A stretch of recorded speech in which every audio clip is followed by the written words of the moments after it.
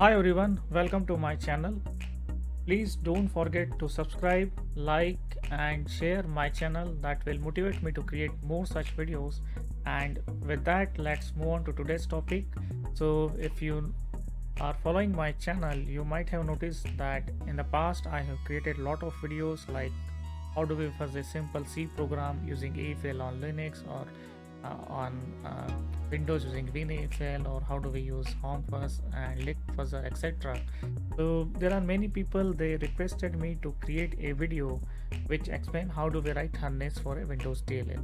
So a harness is a simple program which calls the function which are exported by Windows DLL, and then we can fuzz it using WinAFL. So if you want to know more about harness or WinAFL, please go to my channel, look for older videos which says how do we fuzz a simple C program using WinAFL, and that will give you more details on that. But in this video we are going to see first how do we analyze the DLL, and then how do we create a harness for that, and then we will see how do we fuzz it using WinAFL. So to explain the concepts, what I have done is that I have converted my damn vulnerable C program into a DLL, and we are going to analyze this DLL first, and after that we will see how do we write harness for that using Visual Studio. So if you want to follow along this video, then you will need Visual Studio installed on your system so that you can write this harness program, you can compile that, and you will also need debugging tools for Windows like WinDBG, and obviously you will need WinAFL and DynamoRio. So if you don't have, then again I will say please go to my channel, look for older videos and follow them along so that you can set up your environment and then you can follow along in this video. So first I'm going to explain you our simple C program, that is vulnerable image reader. This is an imaginary image reader which I have coded to explain various concepts related to fuzzing.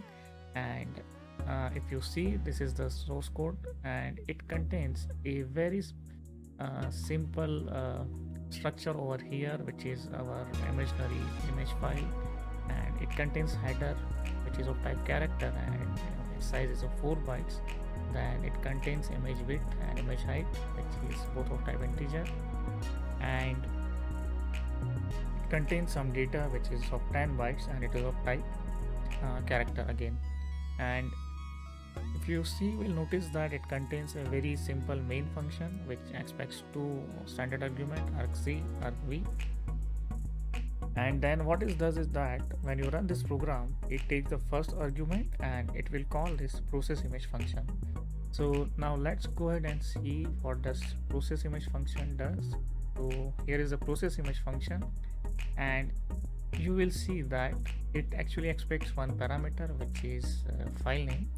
Inside this function, it opens this file name, then it tries to read the data from the file into the structure, that is image structure over here, which is declared over here, and then it reads the weight and height, and then it performs a lot of operation which causes a lot of vulnerabilities in this program. Like there are heap buffer overflow, there is integer overflow, there is integer underflow, double free, use after free, divide by 0, out of bound read, write, etc. over here. And so when you run any fuzzer, when you fuzz this program using fuzzer, then you will notice that this program crashes at any of this vulnerable location over here. So that is about the program. And now what I have done is that I converted this program into a DLL, and I have shared it over here inside my GitHub repo, that is damn vulnerable C program and Windows DLL. And if you go and see, then it contains one DLL file, that is damn vulnerable DLL. Then it contains one library file. We will need this for linking in our harness program. I will show you how. And it also contains some symbol files. If you want to do a static analysis, you can use these files.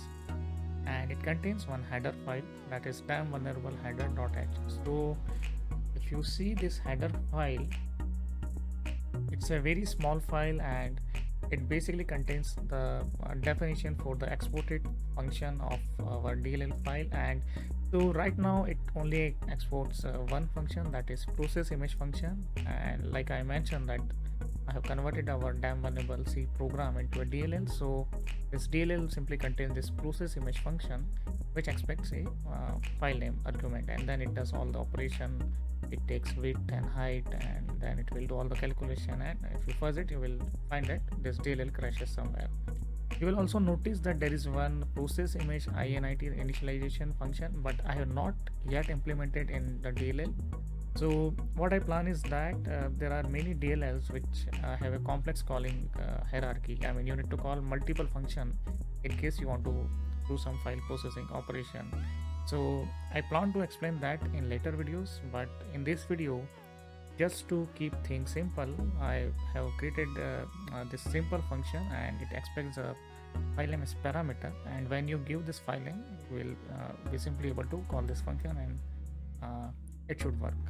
So now that you know about the DLL file and stuff, first thing you should do is that you need to do some kind of static analysis. Whenever you want to write a harness, the best way is to do a static analysis. So what we are going to do now is that we are going to download this file. We'll open this DLL in GHydra, and we will see what kind of function are there and what kind of argument it expects. So let's open GHydra, and before that we need to download this DLL. So I'm just going to download it as a zip file. So it will download all this git repo code over here. With my Firefox browser, it open in Chrome. So yeah, so let's download. Simply click on this download zip over here, and you will notice that it has downloaded. So right now it is inside downloads folder. Let's copy it to our desktop. We don't need this browser now, so let's close this and let's unzip it.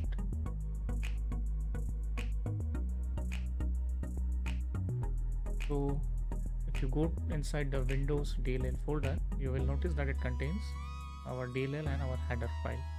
So let's start GHydra. I'm using GHydra intentionally because I even have IDE, but I noticed that many people don't have IDE at all. So you can either download IDE free version or you can use GHydra, but somehow these days I'm more using GHydra because I find it's good. So yeah, let's wait till GHydra gets started. Okay, GHydra is starting now. So we are going to analyze our DLL using GHydra. It should be a very basic analysis. We will just see the process image function. We'll have a look at the arguments it takes and what kind of export import it has, and that's it.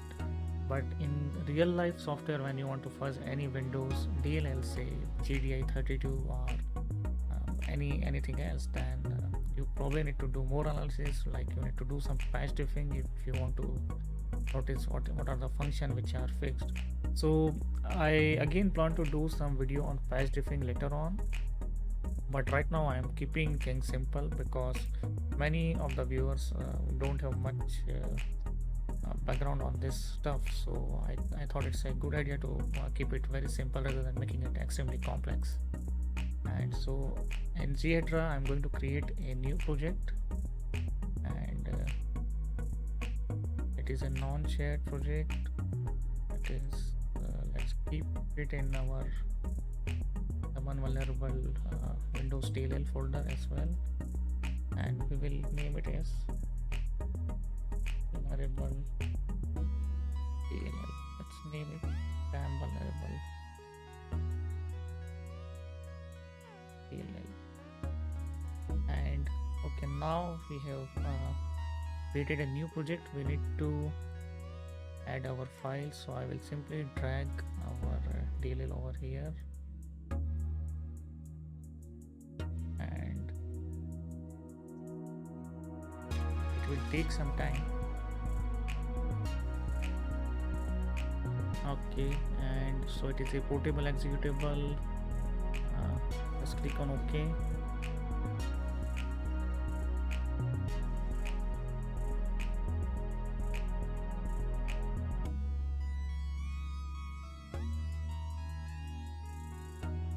Okay, so Zidra is analyzing this file, and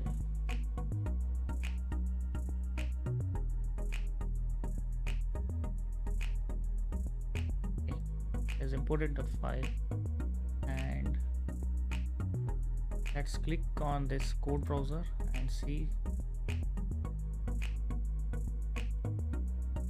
So Zidra comes up with a decompiler as well, which is good. You can actually browse the C-like code, and that will help you in understanding the overall structure of the DLL file. That is what I like about Zidra. Okay, it is asking it has not been analyzed. Would you like to analyze it now? So let's say yes. Analyze. Will again take some time. Need to wait. Okay, so Zidra has finished its analysis, and first thing we need to do in case of DLL is go to the exports over here and double click, and you will see that there is one function which is exported from this DLL as we have discussed. So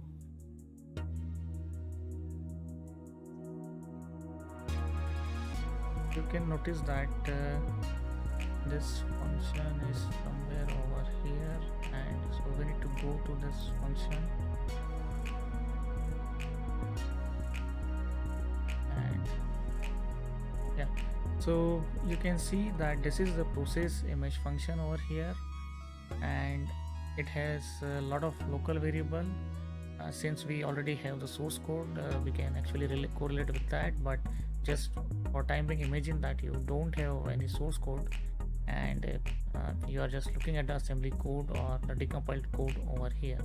So you will notice over here that this process image takes only one argument, that is param1, and if you notice, if you see it on the right hand side over here, then you will see that argument param name is mentioned over here, and then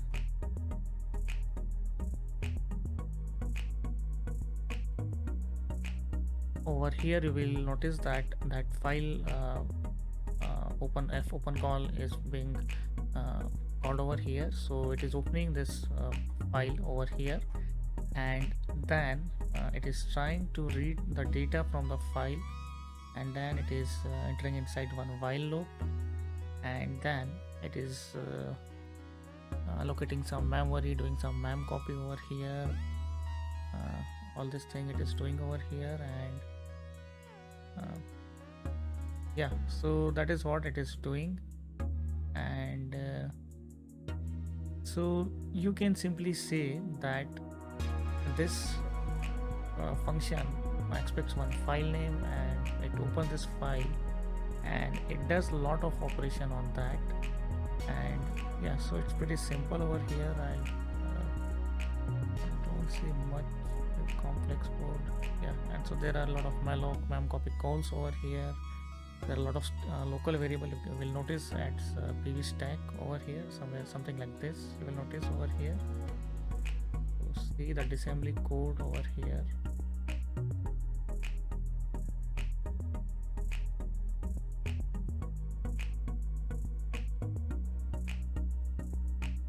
Yeah, so this is how it looks like.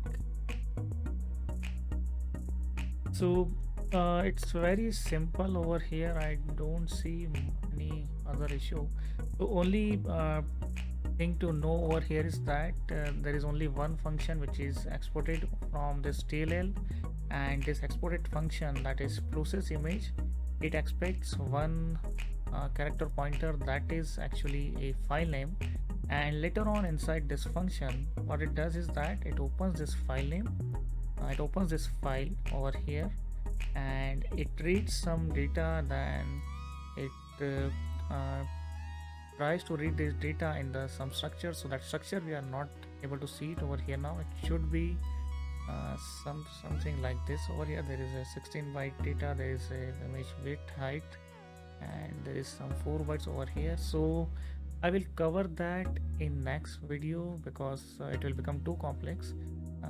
How do we analyze structure, etc. over here? So yeah, so and that's it. So we can move on to creating a harness for that. So basically, in our harness, what we need to do is that we need to import this DLL. We need to call this function, that is process image, and we need to pass it one argument, which is a file name. So that file should be on the disk, and that's it. So it's pretty simple. So let's go ahead and open Visual Studio and try to write a harness for that. So let's close our Jira and move on to Visual Studio. We will code some C program which imports this DLL and call this function, and then we'll fuzz it using WinFL.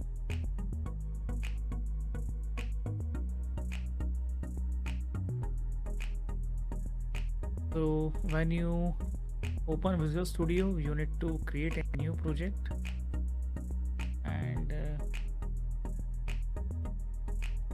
let's create one console project over here. So simply select console app over here, click on next. Let's name it DLL test, my DLL test. Create.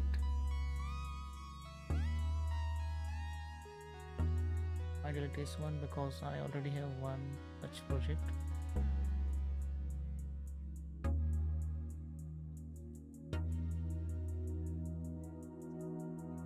Let it create the project.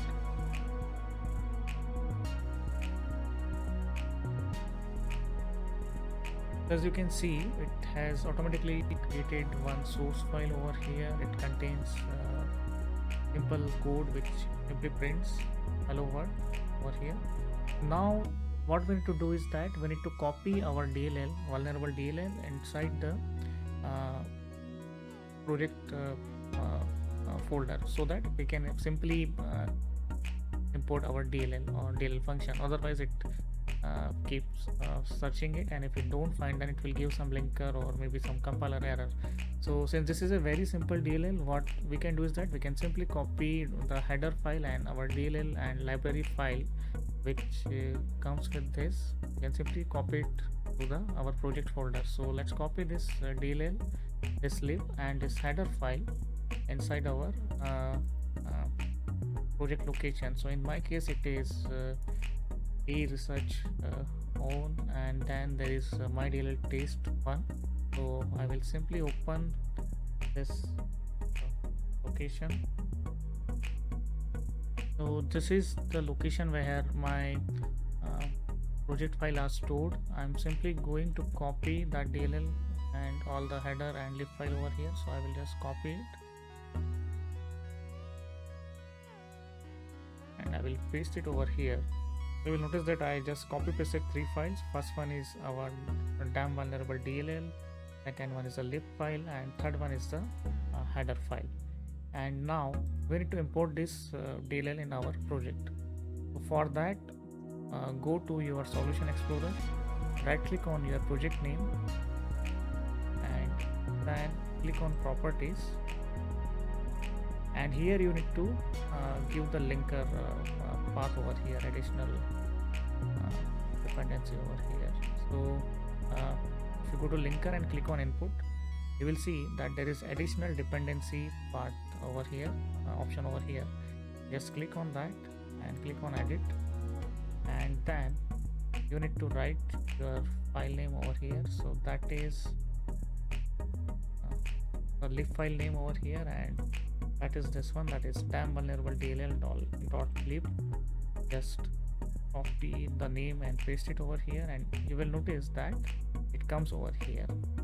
And that's all you need to do. But if you want to import any Windows DLL like say GTA 32 or anything, then you may need to do some extra steps, because in that case you may not be able to give this path over here, or so yeah, just use that, just do some Google search for that, And once we have done that, simply click on OK.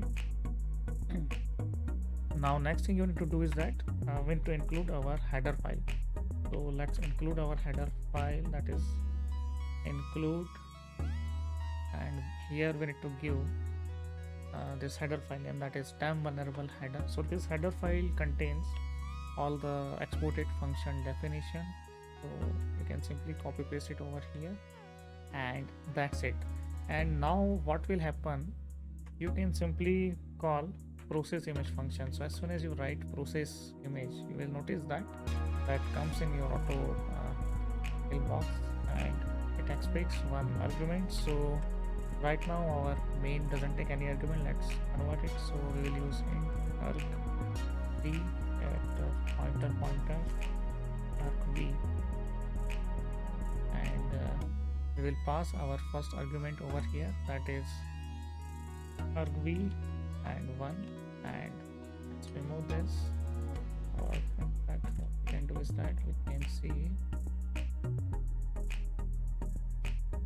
right function over here. Okay, and that's it. So this is what is a basic harness. Let's remove this code, you don't need to do anything, and let's try and compile this. So I will select release build and let's compile, see what happens.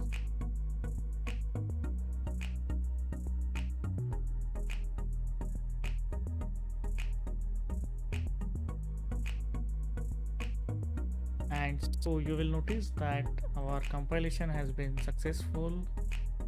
The function being executed over here. So wait, we'll download the symbols. As you can see it over here, our DLL is getting loaded. We got the message that inside main function over here, and it's called it is called process image function, but since we have not given any parameter over here, there is no error checking, then this will crash. We'll get some exception over here if the DLL doesn't check for if the file name is null, then it will cause some exception over here. So let's wait till all the symbol gets loaded. You will see that it's taking some time.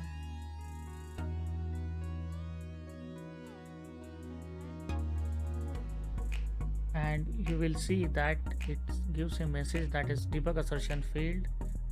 This is because file name is null pointer. We have not given any parameter to this function, so our program is crashing over here. Let's click on about and stop the execution. And so it means that our harness is working perfectly fine. Our DLL function, that is process image, which is implemented inside this DLL, that is temp vulnerable DLL, is being called, and so it is doing what is expected. And now what we can do is that we can give it as a simple image file, and we'll see how does it works. So I'm going to stop the execution now over here, and let's go to the release folder for this project. So it should be over here inside the release, and you will see that it generated the executable. So let's run command prompt, and now we simply run my DLL test. You will see that we are getting a message, damn vulnerable DLL was not found. Reinstalling program may fix this problem. So it means that it is not able to find our DLL. That is fine. We just need to copy this DLL file over here inside our release folder, and run it again.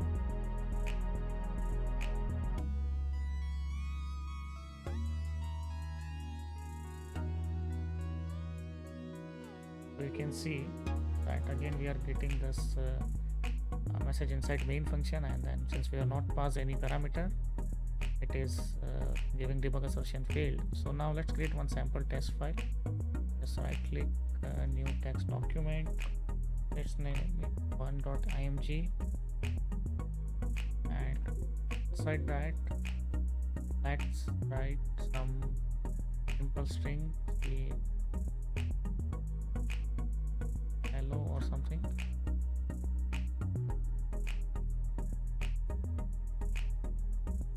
So I have written as hello, that's it. And now let's give this file as input.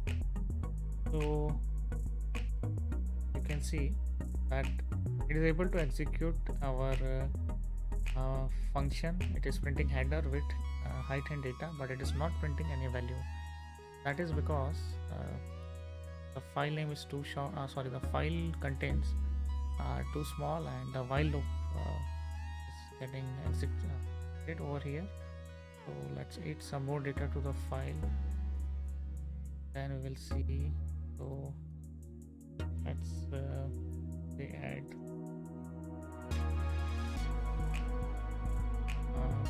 AAA couple of times, and let's see what happens now.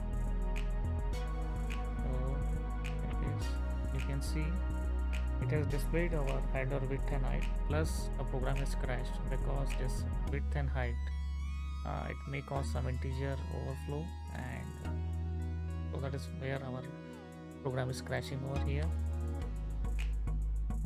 So it means that our harness is working perfectly fine, and now we can go ahead and fuzz this program using WinAFL. So this thing, what we need to do is that we need to copy our harness program. So let's copy mydltest1.exe and its symbol file to our WinAFL directory over here. So let's copy it over here, and let's copy this stuff to our WinAFL directory. So I am taking this harness program. This should be our target program, and then DLL and the PDB file, and let's go to our WinAFL folder win32 and paste it over here. Now first thing we need to do is that we need to find the offset of the function. So in this case the offset will be of the offset of our main function over here. So because that is the function which is calling this DLL. So for that we need to open WinDBG. We will open our executable file, that is mydltest over here,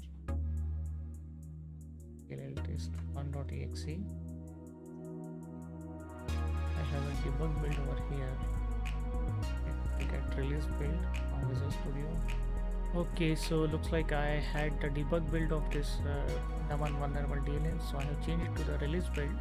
Otherwise I was getting some Visual Studio error like VC runtime DLL was not found.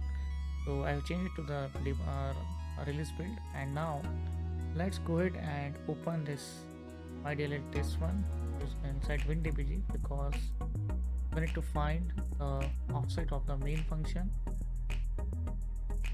So let's open it at mydltest1, and we'll simply type x mydltest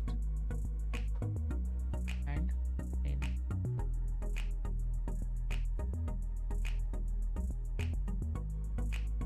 So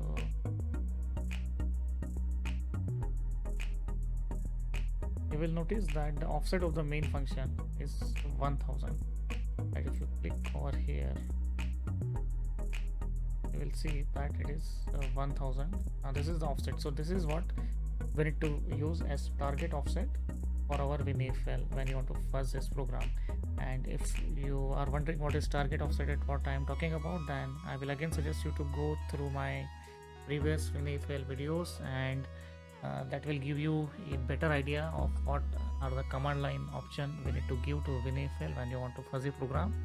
So just go to that. I will give the link to that video in the description of this video as well, so that you can go and learn from there.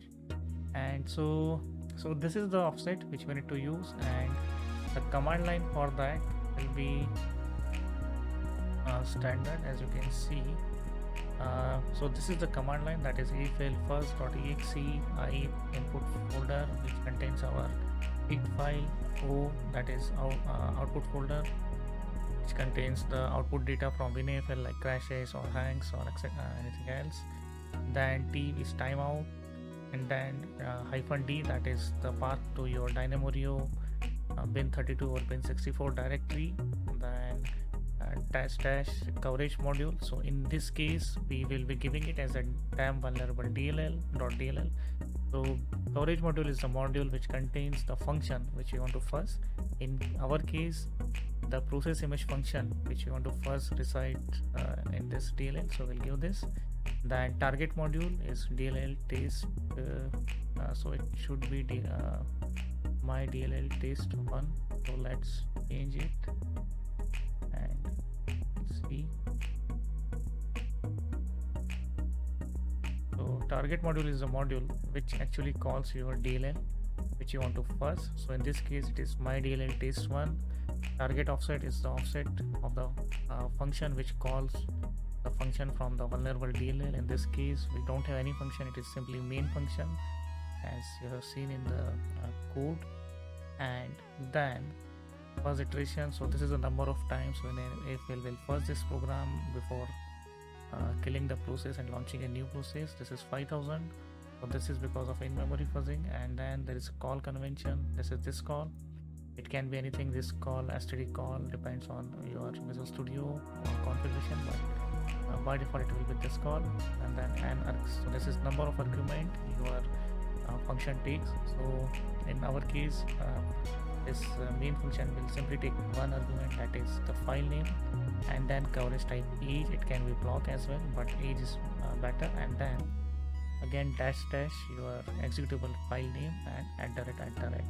So at the runtime what it will do is that it will replace this @ with the actual first file name. And with that we can simply go to command prompt and launch a command prompt over here, and we can see if our function is getting fuzzed or not. So I will just paste this, and I already have an image folder which contains one seed file, that is image.image. So I will just show you. It simply contains some basic string like img, and that's it. So you can create one seed file, one folder like in image, and you can pass it over here, and then you can run it. So and you will notice that WinAFL has started fuzzing this program, that is mydll test1.exe, and it has already found 2 unique crashes. So the total crashes are 12 as of now. It is increasing like 14, 15, and so out of that only 2 are the unique crashes. So this is how you write harness for a DLL file. I have explained it in very simple terms, and in later videos I plan to cover more advanced topic like how do you write harness for any Windows DLL like GDI32, and how can you fuzz that, how you can compile that harness. But since this is a very beginner kind of video, I wanted to keep it simple, so I have not covered much things over here. It contains very basic stuff, and I hope that you like this video. Please do like and subscribe to my channel, and that will motivate me to create more such videos. And so one last thing we are going to do now is we are going to open WinDBG, and we will see any of this crash. So you will notice that there are total 3 crashes, 3 unique crashes. So I'm going to stop it over here now, and let's open WinDBG again, and let's see where we are getting this crash. We'll do some basic analysis at least. So I will open the executable, that is my DLL test1, and then we will give argument which is a crash file. So it is out image inside crashes folder. You will notice that there are 3 crash files. So let's take first one, give the full path plus file name. So we have given full path plus file name, that is id 000000 underscore 00. Let's open it using dbg. I will also monitor over here.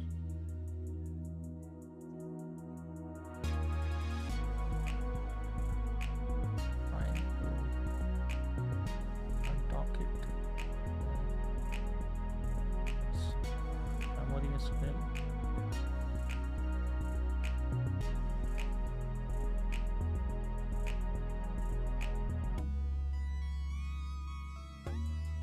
Okay, so this is how I use WinDBG. I simply align this window like this. On the left hand side I have memory, I have disassembly, and I have command. You can even add register if you want. Yeah, so it will help. And let's click let's type G command, that is for go, and you will notice that we are getting one access violation error over here, and that is inside our damn vulnerable DLL process image function. Let's check call stack. You will notice that my DLL test1 function calls our damn vulnerable DLL, and it is a process image function, and inside that at line 96 we are getting one crash. So let me open Visual Studio. We will see the code for that. And so it is an out of bound write issue over here at line 96. There's a buffer 4 which is getting allocated over here, size 3, and size 3 is getting calculated by dividing image width and image height. And so this is what the issue is over here. And so this is how you write and debug the crash using WinDBG. This is how you write harness program. You fuzz it using WinAFL and debug it using WinDBG. So thank you again for watching my videos. Please do like, subscribe, and share this video if you like. And thank you. Goodbye till next video. Bye.